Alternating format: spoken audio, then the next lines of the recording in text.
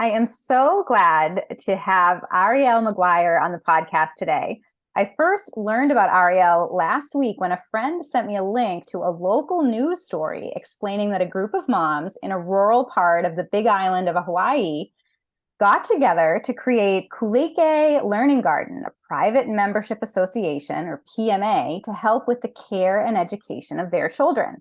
They hired a teacher and were successfully running the program for about a year until state regulators shut them down for running an unlicensed preschool. Ariel had to pay $5,000 in a fine.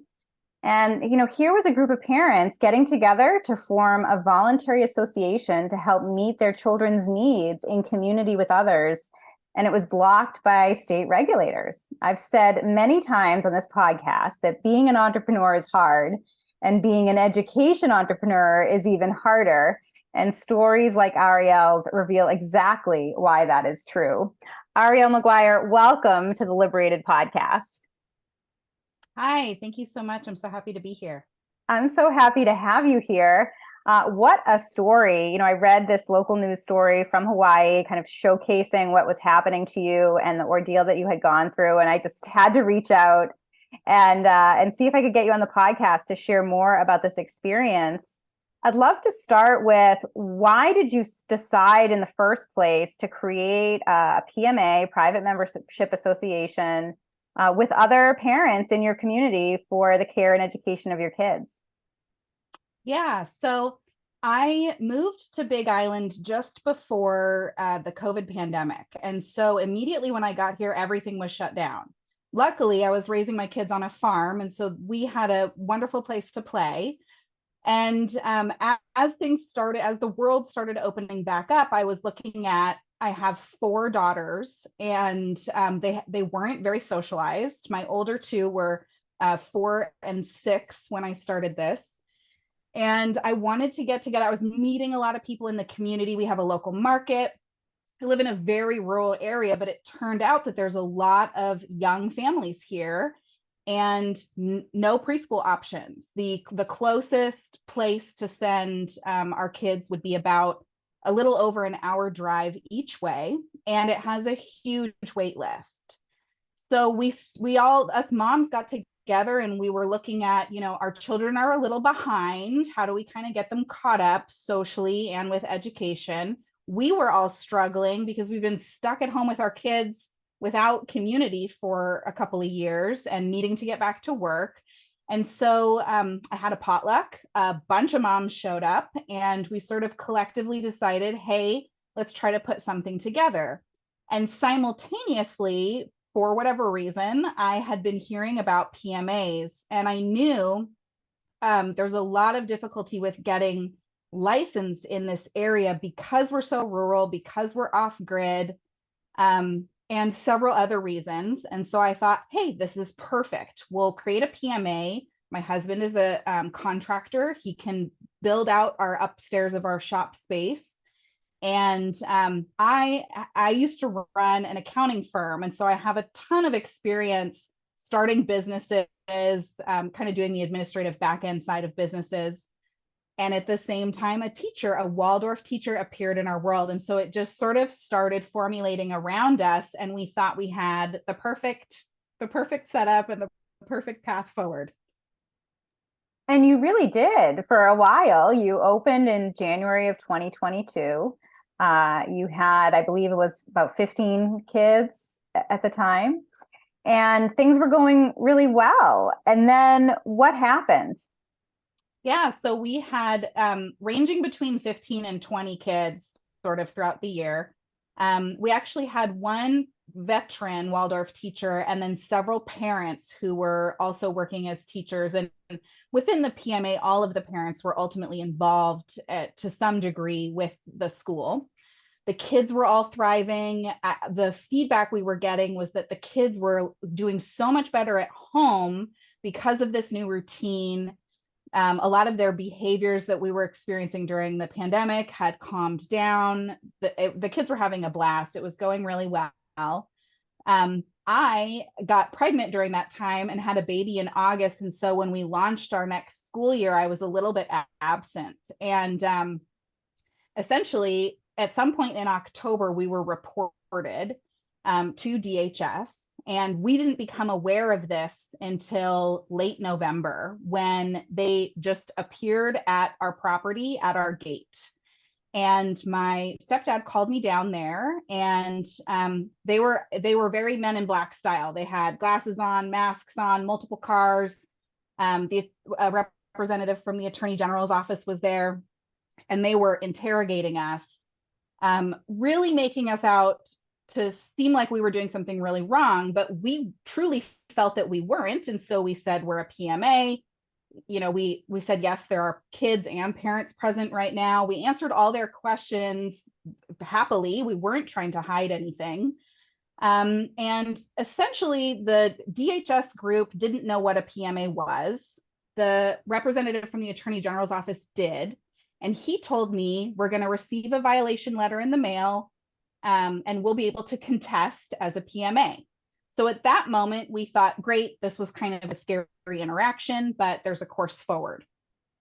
A couple days later, they returned unannounced and served me with a letter saying I had to close that day immediately. There was no way to contest it. When I asked, who can I call? What's the next step? They said, there isn't one. There's nobody. You can call our supervisor. So they left. This was in the evening. The next morning, I called the supervisor. I continued that for 3 days and never got through to her. So I prepared a letter explaining who and what we are and what we're doing, and I hand delivered it to DHS, which was very difficult to find. Their office, it was difficult to get to them. And no response to our letter, just no response at all to anything. 1 week later, we got served, and it was me plus multiple other people who weren't even really involved, all got served with a $55,500 fine, and they were taking us to circuit court. So we had a court date and an expedited court date because they said I was being uncooperative. And this happened right over Christmas week. The expedited court date was for January 3rd. And so we started scrambling, looking for an attorney who was familiar with PMAs, and we just couldn't find one. Everything was closed. It was Christmas time.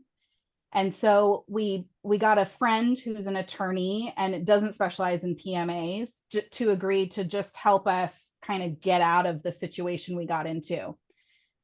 Circuit court takes at least a year to get through. And so looking at the attorney costs of doing that and the time it would require of me.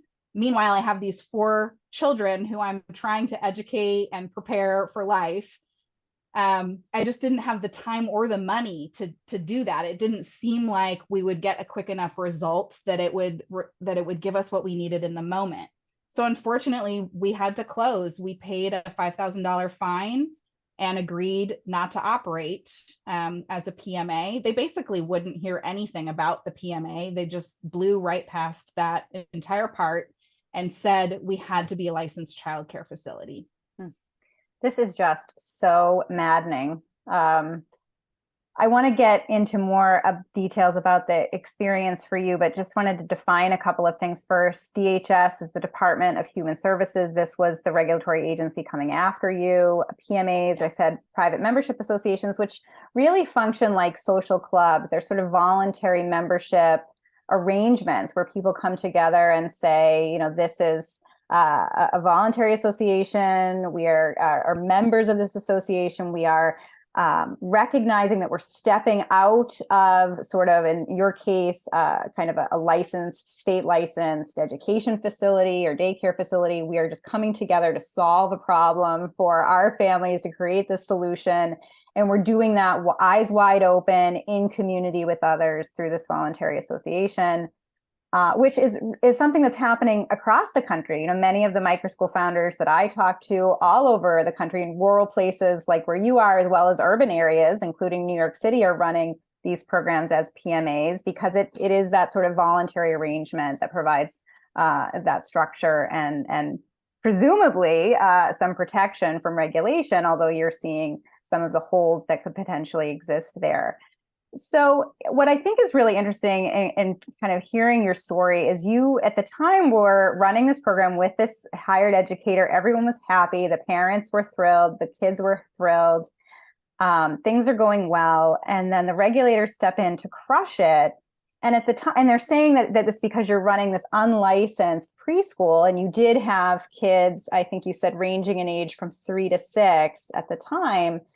But what I find striking is that you're also now unable to run kind of a school age microschool program, which is what we're seeing again, sprouting all across the country.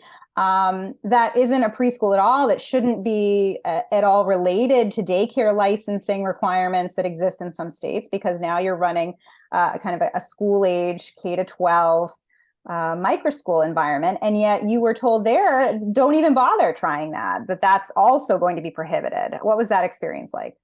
Yeah, exactly.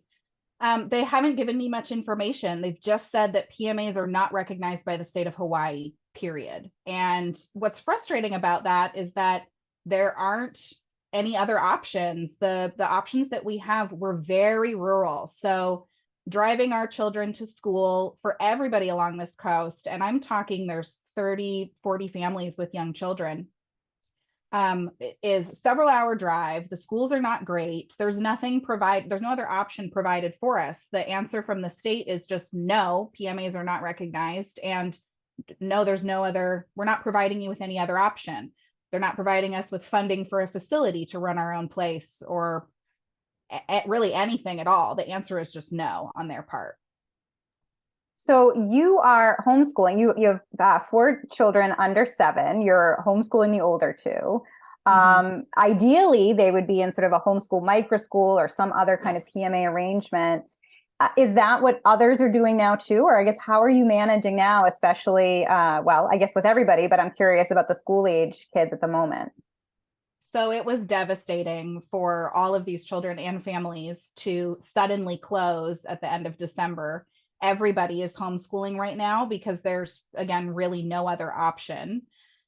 We have play dates and meet up at the beach or the market, and that's really it. Right now, everybody's looking at basically the big question: do we send them to the nearby charter school? Do we send them to the nearby public school? Or do we continue homeschooling and try to set up some kind of system where our kids are socializing together, but all parents are present? We're not breaking any of the state's or bumping into any of the state's rules.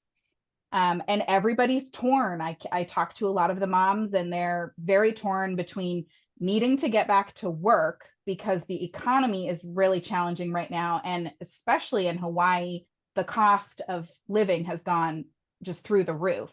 And so the moms need some time where they can be doing something. And it would be amazing if all of the kids could be together with a rotation of parents doing their homeschool thing on a beautiful farm setting. And I mean, the parents can be working nearby or whatever, however we set it up. So everybody's super torn. There is no solution right now. I think a lot of them are hoping that I'm going to come up with something. And I do hope that that's the result of doing the news interview and this podcast and potentially more, just to help raise awareness and see if there's something that we can do. We're very flexible. We're like, how can we set this up to make it work so that everybody's happy and we're not doing anything wrong, but our kids' needs are met and our needs are met. So right now we're looking for solutions.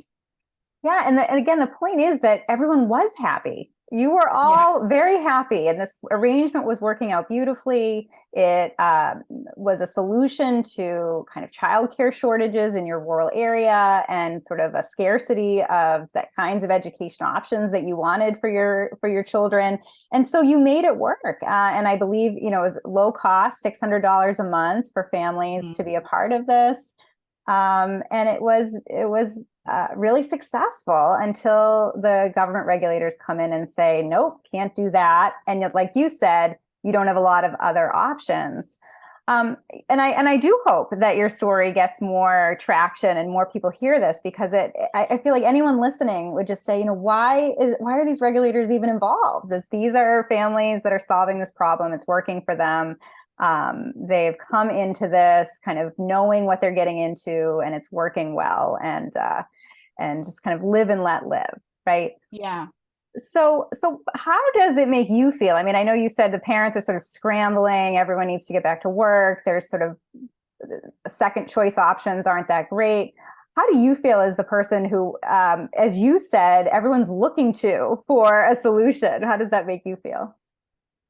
Um, honestly, I've been kind of like this my whole life, and I would like to provide a solution for everybody. I'm kind of focused on what's the problem? How can we make everybody more happy and more comfortable? And I really believe that the first 7 years of the child's life is very important for programming their whole body and getting into their body, being comfortable in their body. And from that point, even a lot of the options at like how education works in the public school, I don't think fits how my children learn. And so I'm really motivated to find something for them where they can do more of play-based learning, outdoor learning. I mean, they were planting their own food, growing it, eating it, learning to cook, exploring the farm. And they started learning to read and write using the things that they loved. And I'd really like to continue to foster that for my children. And my children are still technically like behind for if they were to jump into public school. And so I'm a really hopeful, not, I mean, for everybody else, but just mainly for myself and for my children, that I can find a way for them to be really enjoying their education, learning to love school, learning to love to learn. I have very social kids, and I want them to have a different experience than what they're having right now. So I'm super motivated to figure out what that is, and I don't think that it's in public school for them. And I think that that's true for a lot of people right now, for a lot of families, especially in these super rural areas where we would be spending half of our day driving. And my kids don't want to be sitting in a car for that long. Yeah, I mean, I've interviewed other education entrepreneurs in rural areas who, that was one of the main reasons why they turned to homeschooling or microschooling, was because they didn't want their kids on a school bus for many hours during the day, every day, or traveling far distances to attend a public school. And so they looked to, again, these kind of hyper local solutions that you were trying to build. And I think it's also interesting, of course, we're hearing a lot about pandemic learning loss and kids being behind due to the education disruption and school closures and lack of that kind of social interaction with other kids. And you were addressing that, and the kids were learning and getting together, and momentum was building, and those gaps were closing. And yet again, you get shut down in that way. I'm curious how the local news story picked this up. So we're not the only ones that have been shut down. We sort of have a child care crisis on this island simply because there's not enough preschools or even schools or alternative learning schools for the number of children that are here right now. And so there were two other schools that were also shut down and also ended up paying a $5,000 fine.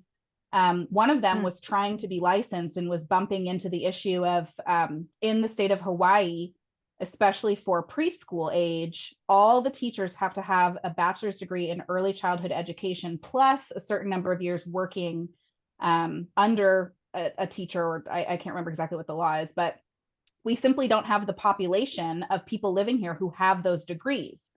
So whether people are trying to open a license like in the system school or an unlicensed out of the system school, everybody's getting shut down. And the one school that was trying to get licensed ended up being a big story because it was right in the town. There were a lot of families enrolled, and it got shut down.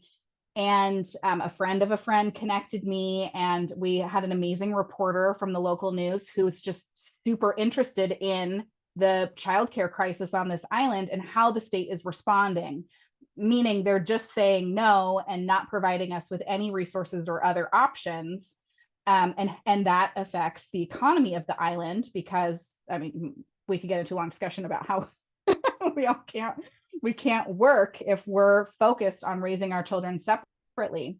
And I feel like it's important to mention that it feels like there's a big separation happening where we're not being allowed to be in community raising our children together. I don't need to be working every day, but if I can have a couple hours here, a couple hours there, working with other moms who are doing the same thing, or teachers that we hire, that not only helps all of the parents out, but the children end up being educated and raised by multiple people, which is so much more enriching for them. Develop so many more social, emotional skills. I mean, we used to raise children in community, especially from the baby age. And right now, the way the public system is set up is it's really designed for once kids are 5 years old, they can enter into that system. But those 0 to 5-year-old years are so important for the child and for the mother to be in community and working with other families, to raise their children, to educate their children, nourish their children. And essentially we're in a crisis of that here on this island, and we're just being told, do it yourself alone. Oh, there's so much there. I mean, we hear about these childcare shortages across the country. You point out the childcare shortages, especially in rural areas. And a lot of it is government induced, right? They have these occupational licensing regulations. Like you said, you just don't necessarily have the human resources there, people, with the appropriate credentials and certifications and degrees to run a childcare center. And so it doesn't happen. And then you, of course, have a childcare shortage. And then you said there's more people who are trying to build these PMAs or these, again, hyper local childcare solutions and are being shut down, which just exacerbates the childcare shortage again. Which really sort of makes me think that there really wouldn't be a childcare shortage if the government regulators got out of your way, right? Do you think that's true? I agree completely, especially with the PMA setup. The PMA stands on our First and 14th Amendments, which allow us to gather and in private association. And we had this set up correctly. All parents signed a contract. The contract was very clear on who and what we are, what we're doing, what we're not doing. All parents needed to be involved. And I do, as a side note, I understand why the government wants to regulate this, because I hear horror stories about in-home daycare things that go wrong. But I do think that that's what's different about a PMA, because the parents are involved and the parents are present.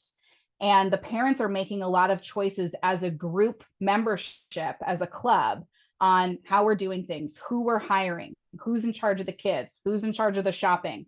It's a collection of everybody's participation. And I think that the PMA, I think it's such a great solution to solve both problems of being outside of the jurisdiction of the state, to have all parents involved in a safe bubble if it's set up correctly, and also to be able to control how we're educating our children, how much we want to sterilize their environment, which curriculums we're choosing, how quickly we're pushing them through the material, how we're programming them, essentially.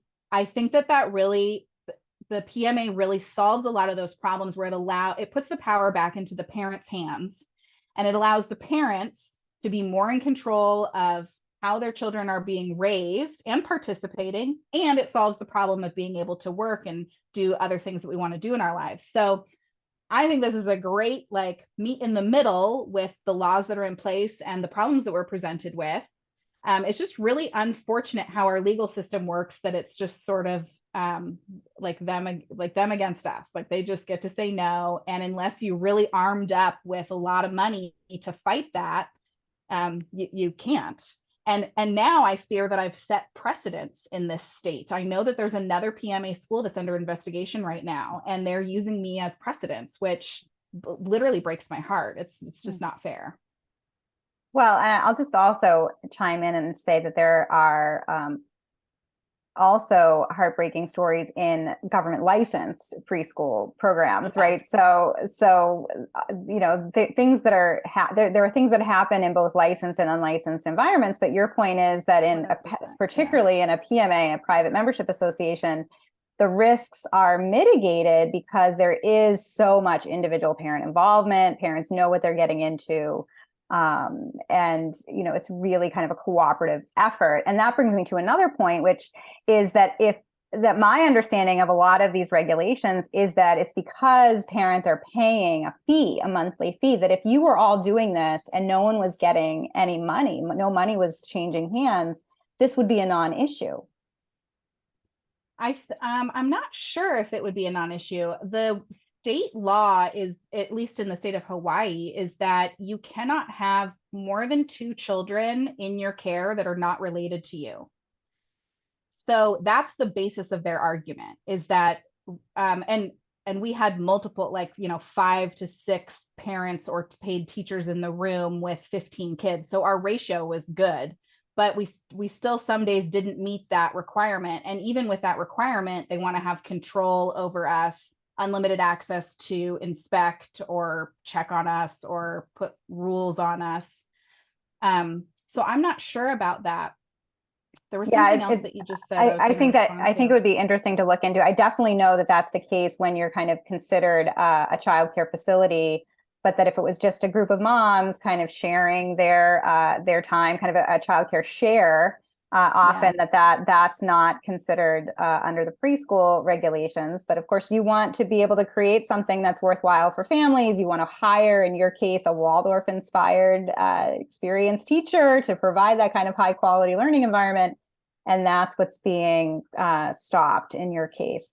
So, Ariel, let's go back for a minute and say, let's say this didn't happen. Let's say you were still running this PMA. Everyone's really happy. The kids are getting older. What was sort of your vision before last fall and your interactions with regulators? Where did you see the PMA going and this program moving as your kids got older? Yeah, so my oldest turned 7 in April, and so we were actually already building out a grade school.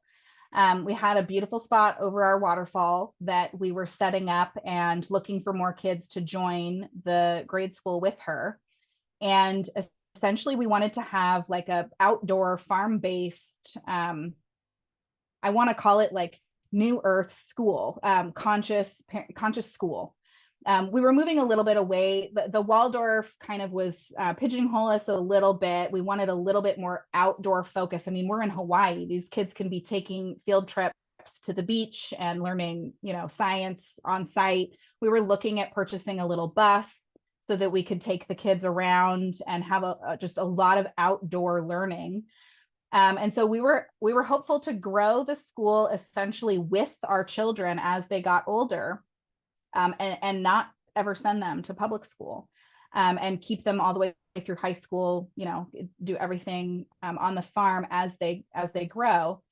And it's sort of funny because I really never thought that I was going to run a school, but now I very much would like to run a school, especially for children that are highly sensitive, living in this rural area.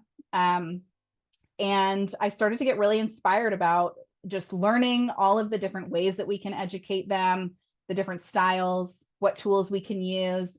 I'm an entrepreneur. And so even though I had a traditional schooling and graduated from the University of Washington and then went on to open an accounting firm, what that taught me is that from a young age, you can be very focused on learning the things that you love, learning the ways that you love to learn. And you can still pick up reading, writing, math, science, all these topics within the sphere of I love it this way, and teaching my kids to be entrepreneurs so that they can grow up and do what they love. Why waste so much time going through that school system, which pops you out into, certain jobs, and really those jobs are not even working out for people right now. And so I started to want to teach them how to foster their skills, get really good at what they're naturally gifted with. I can easily teach them how to run their own business, is sort of what I've been doing for a long time. And then they might have a very different and exciting life than I did, which was sort of a stumble when I got out of college and I was looking for work. I actually didn't have a degree in accounting. I went to school for something else, for liberal arts, which put me nowhere, and it would cost a lot of money. And so I just started visualizing this whole different track for them, that could be really fun, exciting, and successful and rewarding for them. And we're seeing so many of these learner-centered, learner-directed, unconventional learning models sprout across the country, especially over the past few years of education disruption. And a lot of these education entrepreneurs and who are in many cases, entrepreneurial parents or teachers who want to create something for their children or the children in their communities, they really are permissionless innovators or permissionless educators, like what you're doing. You're not asking the government for permission. You're going out there and creating a solution and trying to build something that works for your children. So I wonder what you would say to other permissionless educators, those who are thinking about launching a microschool or maybe running a PMA right now. You know, do you feel like your battle wounds have sort of knocked you down and you would maybe suggest that they do something different? Or are you more focused than ever on paving the way for these permissionless innovators? I would say no. Even though this was a big moment with a big fine and it was really devastating, it didn't knock me down at all. It actually inspired me to keep moving. And I don't love this about me, but I tend to be a little bit of a trailblazer in that way.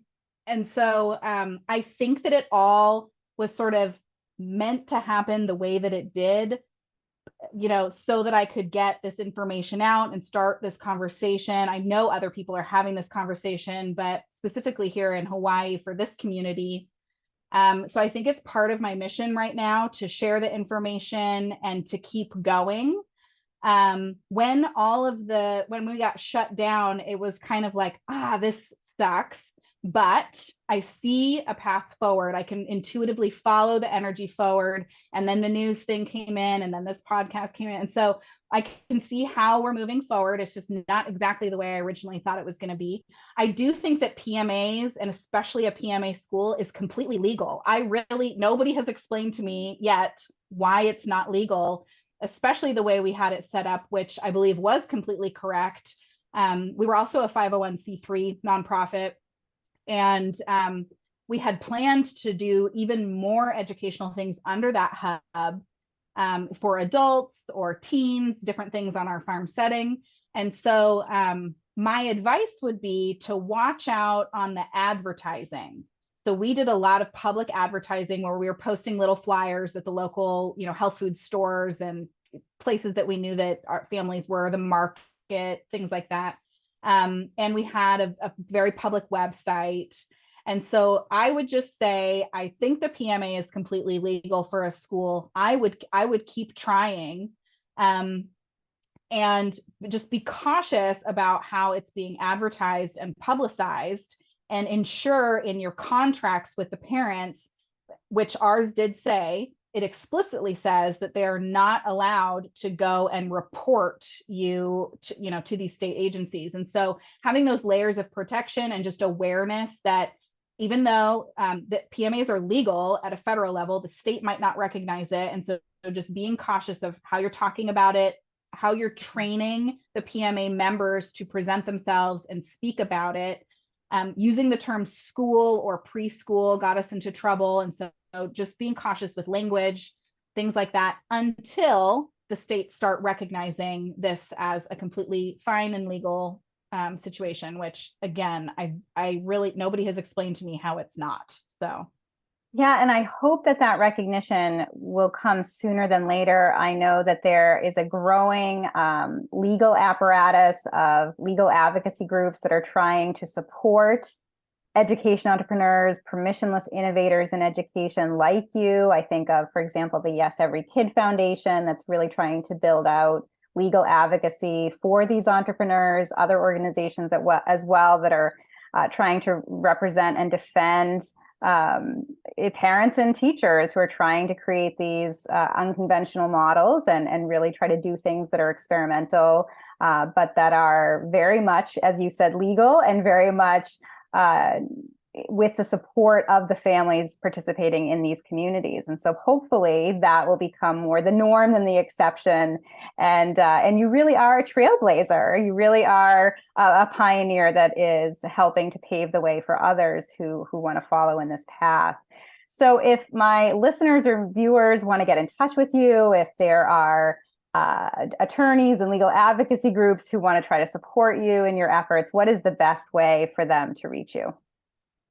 The best way to reach me is by email, maguireariel@gmail.com, MAGUIREARIEL.